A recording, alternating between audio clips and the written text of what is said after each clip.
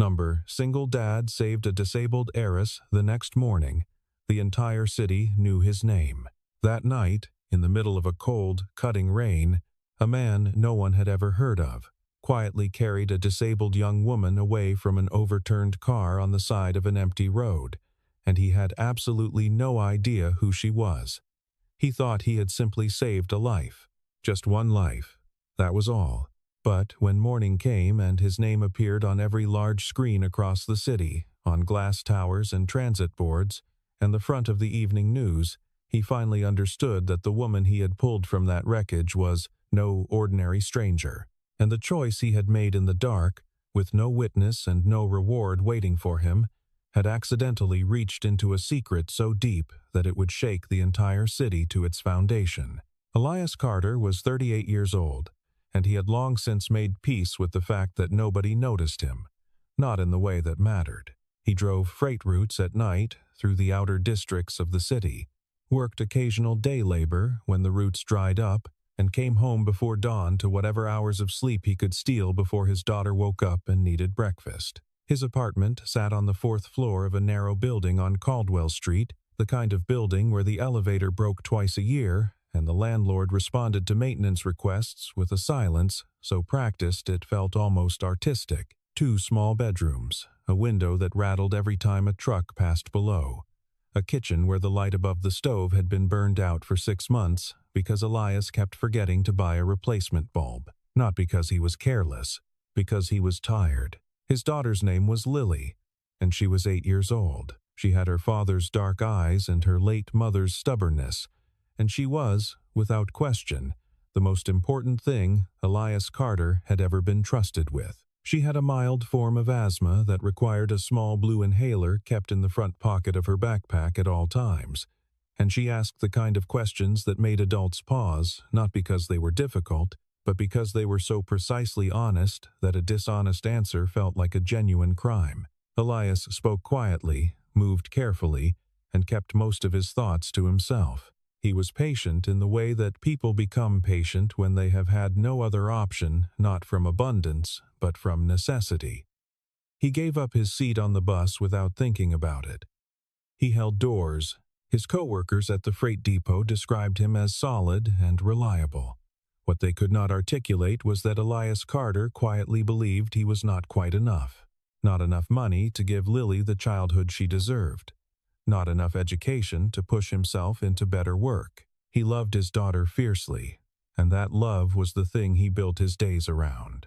But beneath it, running like a cold current under everything he did, was the persistent conviction that the world had been built for other people, and that he and Lily were simply passing through it.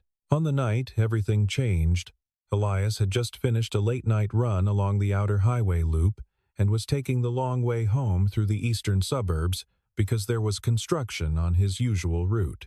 The rain had started an hour earlier as a light drizzle and had deepened into something heavier, the kind that turns windshields into abstract paintings and makes every distant light bleed into every other. The road through that part of the city was poorly lit, flanked by low shrubs and the occasional industrial fence, and at that hour it was almost entirely empty. He saw the car before he fully processed what he was seeing.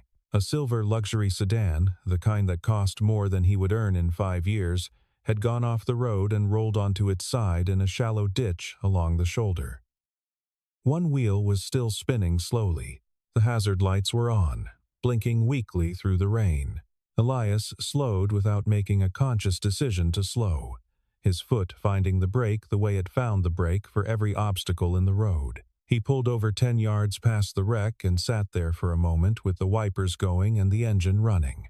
He thought about how these situations could go wrong. He thought about how a man in his position, no connections, no safety net, could stop to help and walk away with a lawsuit or a suspicion that never quite went away. He thought about Lily asleep at home. He considered all of this in about 20 seconds. And then he got out of the truck.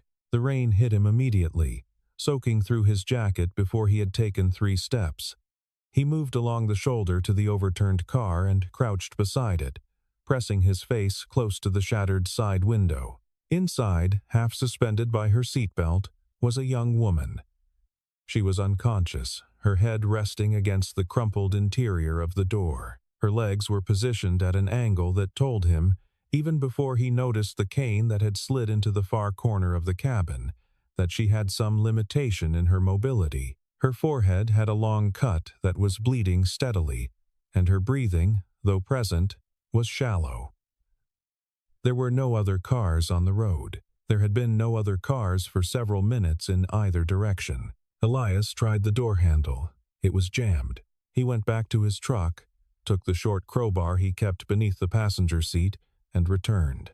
He worked the door frame in the rain until it gave, the metal complaining loudly, and he reached inside and unclipped the seatbelt with one hand while bracing her weight with the other.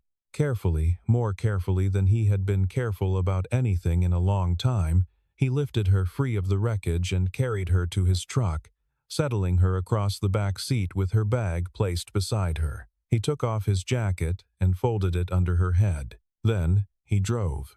The nearest hospital was 14 minutes away, and Elias drove those 14 minutes with one hand on the wheel and one eye in the rearview mirror, watching the rise and fall of her chest to make sure she was still breathing. He pulled up to the emergency entrance at a speed that made the security guard outside look up sharply, and he was through the sliding doors before the guard had finished processing what he had seen.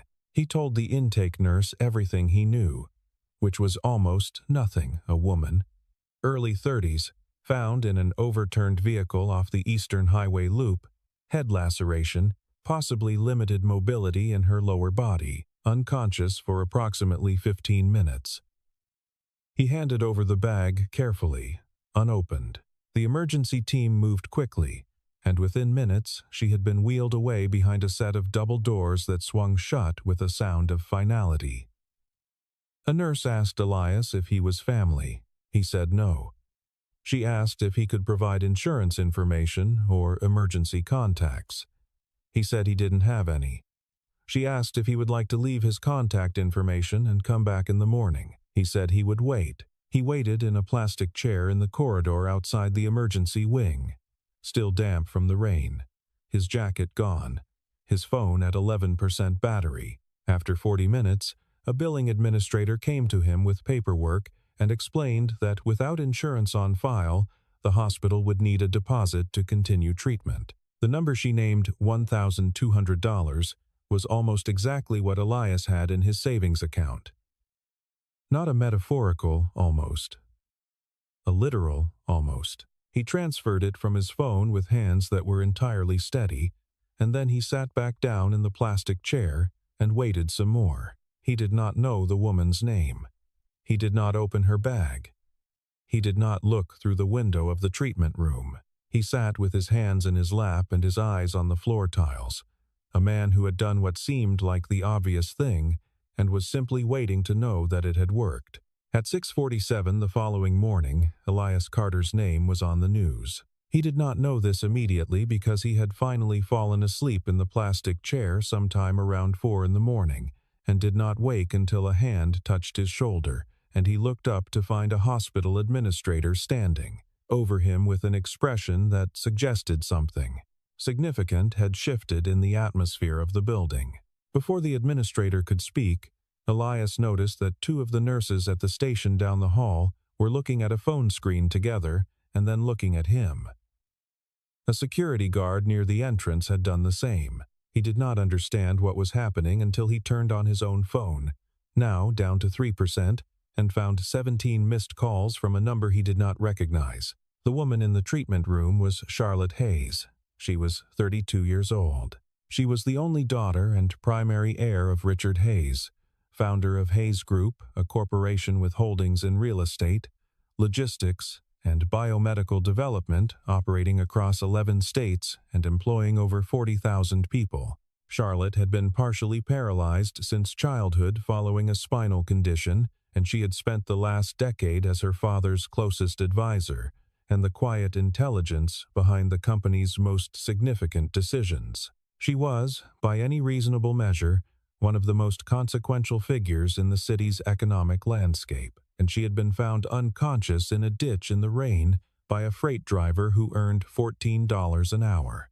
The hospital's external security camera had captured Elias carrying her through the emergency entrance. The footage had somehow made its way out of the building before dawn. No one could later explain exactly how. By 6 in the morning, it had been picked up by 2 local news stations. By 6:47, it was everywhere. The image was unmistakable even in poor resolution. A large man moving through the rain with a woman in his arms, deliberate and unhurried, her head against his shoulder, his expression unreadable. Within the hour, the Hayes Group Communications Office had confirmed that Charlotte Hayes had been in a vehicular accident and was receiving medical care, and that the company was seeking information about the individual who had brought her in. Elias was still sitting in the plastic chair when the first news van appeared in the hospital parking lot. By 9 in the morning, his face had been identified from the hospital security footage and cross-referenced against his truck's registration, which had been captured in a second camera angle. Someone had found the registration. Someone had found his name. And then, with the particular momentum these things develop once they begin, his name and face were everywhere on television screens, in restaurant windows, on digital displays above the highway, on the front pages of news sites in a city that had never once found reason to print his name before. He was being called the Rain Hero in the initial coverage, a label applied quickly by a morning anchor who needed something to call him. It stuck immediately, the way imprecise things sometimes do when they capture the shape of something true, even if they miss the details. His neighbor on the 3rd floor, a woman named Deborah who had lived in the building for 11 years and had exchanged perhaps 40 words with Elias in all that time, knocked on his door at 10 in the morning to tell him that he was on television.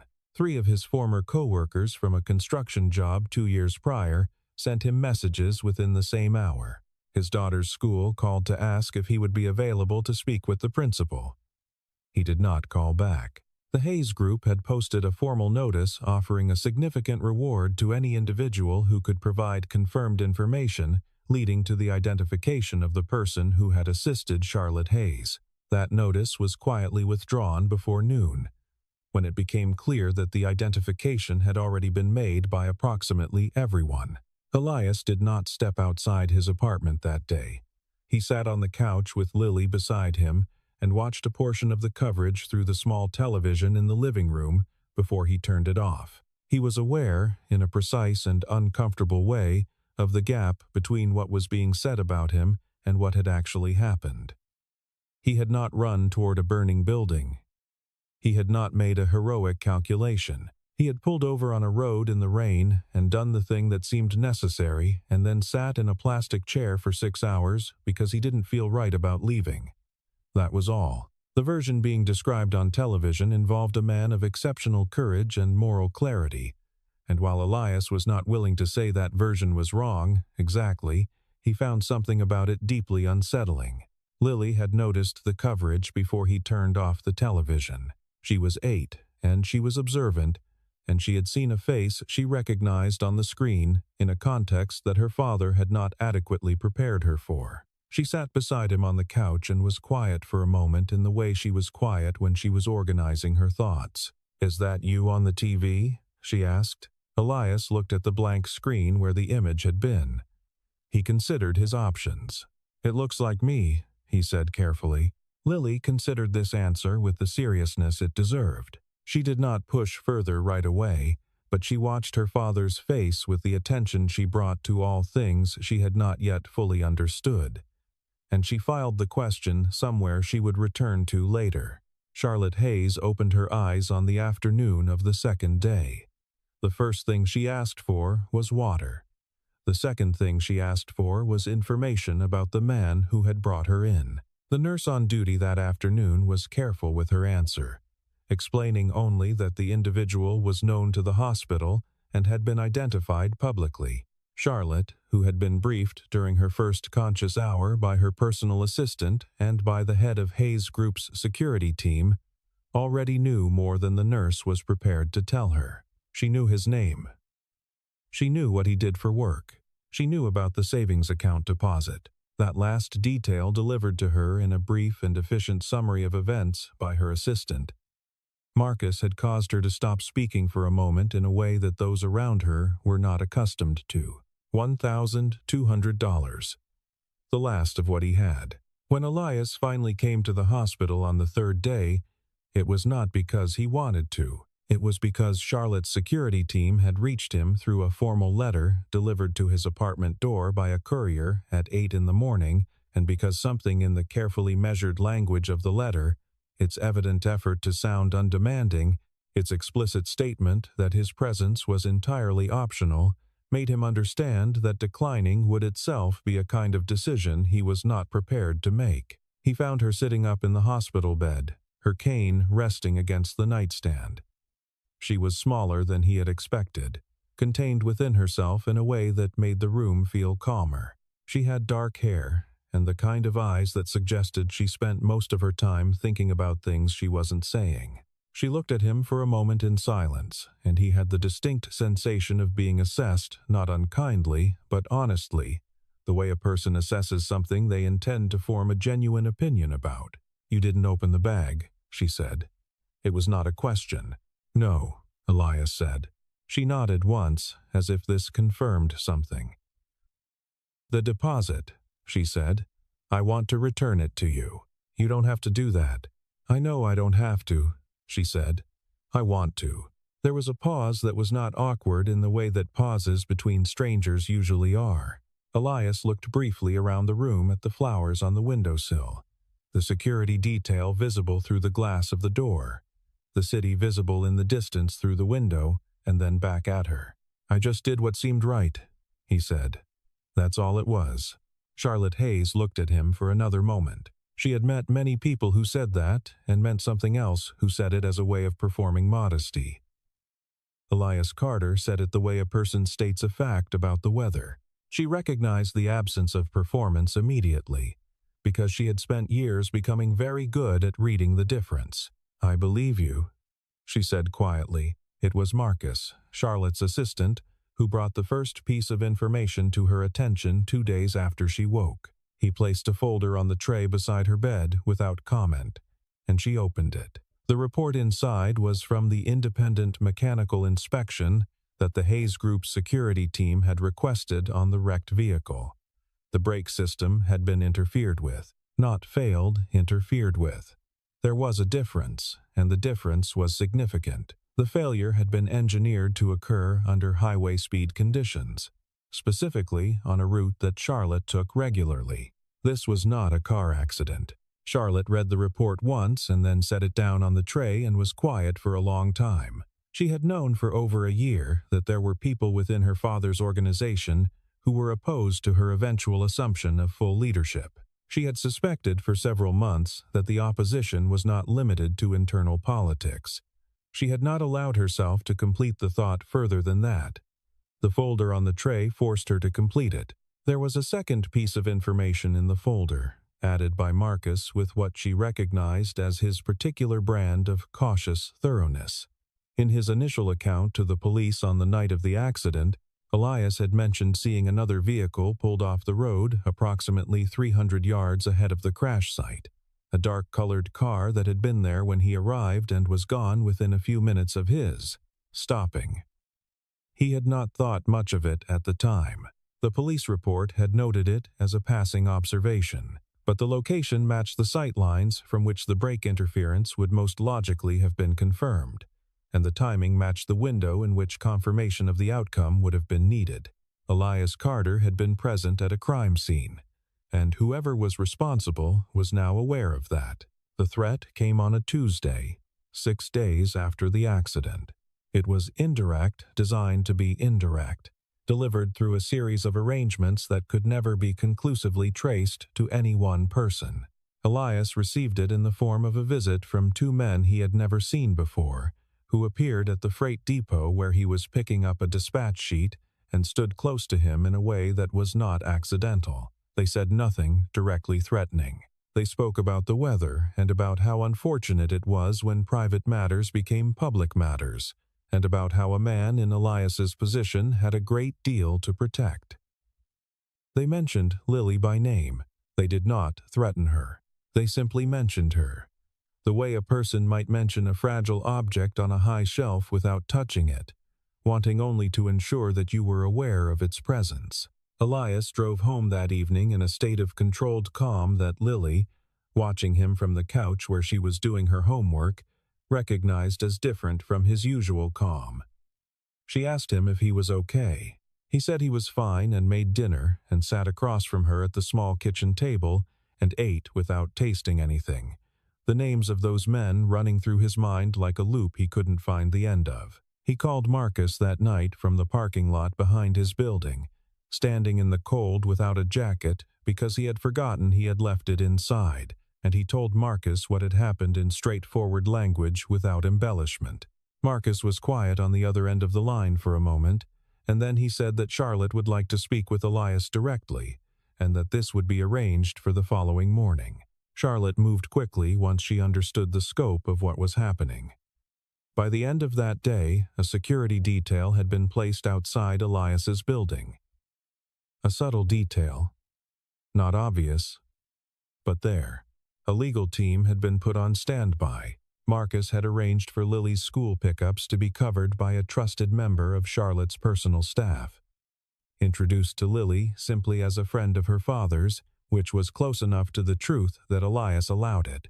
The machinery of the Hayes Group, which had spent years moving resources in the direction of commercial outcomes, had been quietly turned in the direction of protecting a freight driver and his 8-year-old daughter. Elias was uncomfortable with this.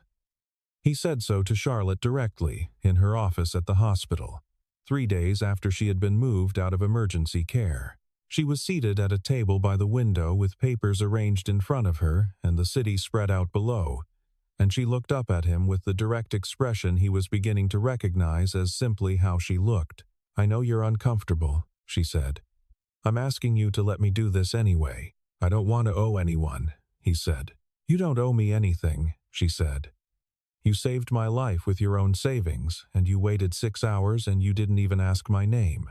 What I'm doing now is not a transaction. It's just the thing that needs to be done."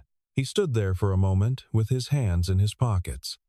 It was the same reasoning he had applied to pulling over in the rain, offered back to him by the person who had been on the receiving end of it. He recognized it. He didn't have a good argument against it. "Okay," he said. The investigation moved faster than Elias had expected investigations to move. This was partly because the Hayes Group's legal team was operating with exceptional urgency, and partly because the security footage from the road where Charlotte's car had been tampered with had captured, in the upper right corner of a single frame, the partial rear plate of the dark car that Elias had mentioned. It was not enough on its own, but it was enough combined with what Elias remembered from the depot visit the men.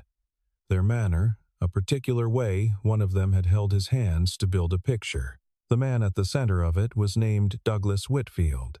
He was 54 years old and had served as the Hayes Group's chief financial officer for 11 years. He was also, as the investigation revealed over the following weeks, the primary architect of a long-running financial arrangement that would have transferred a significant portion of the company's most valuable holdings to a subsidiary controlled by a small group of executives, an arrangement that Charlotte's imminent full leadership would have, immediately and irreversibly ended. He had been patient in his opposition, and then patience had run out, and he had made a decision witnessed by a man who had no reason to be on that road except that there was construction on his usual route. The public hearing was scheduled for a Thursday. Elias did not want to testify.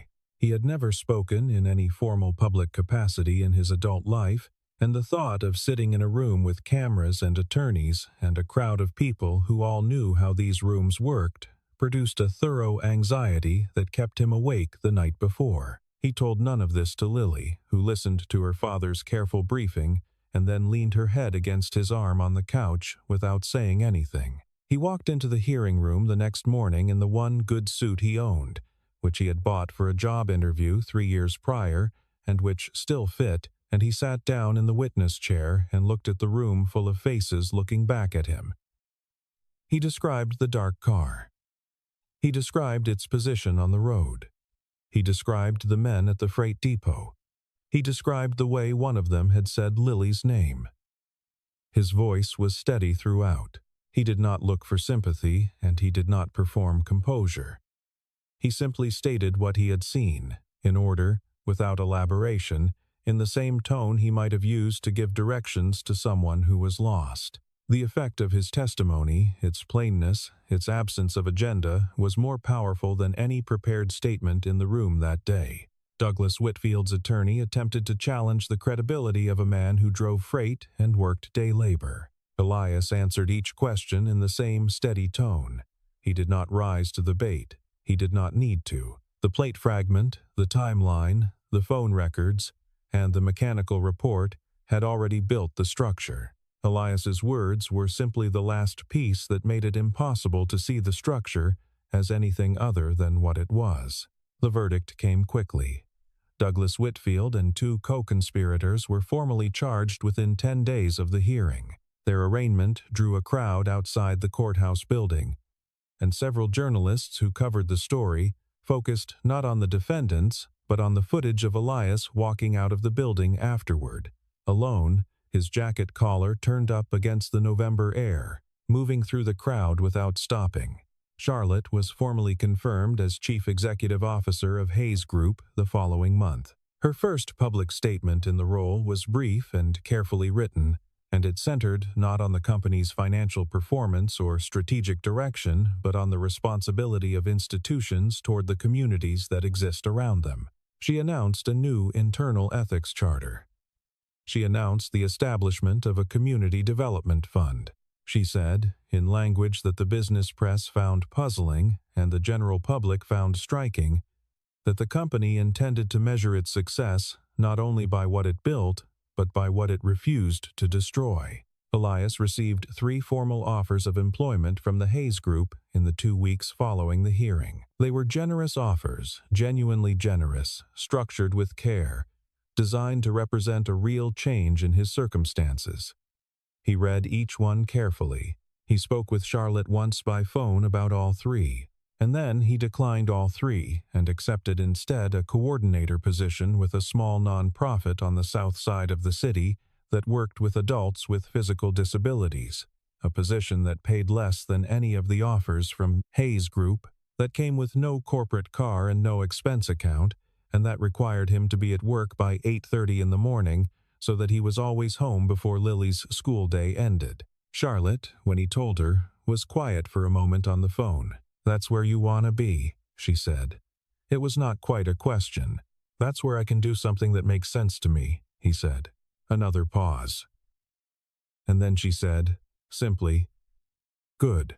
One evening, near the end of that year, Charlotte came to the nonprofit's office on the south side of the city unannounced, without her security detail, driving herself in a car that was notably less conspicuous than the silver sedan that had changed both of their lives.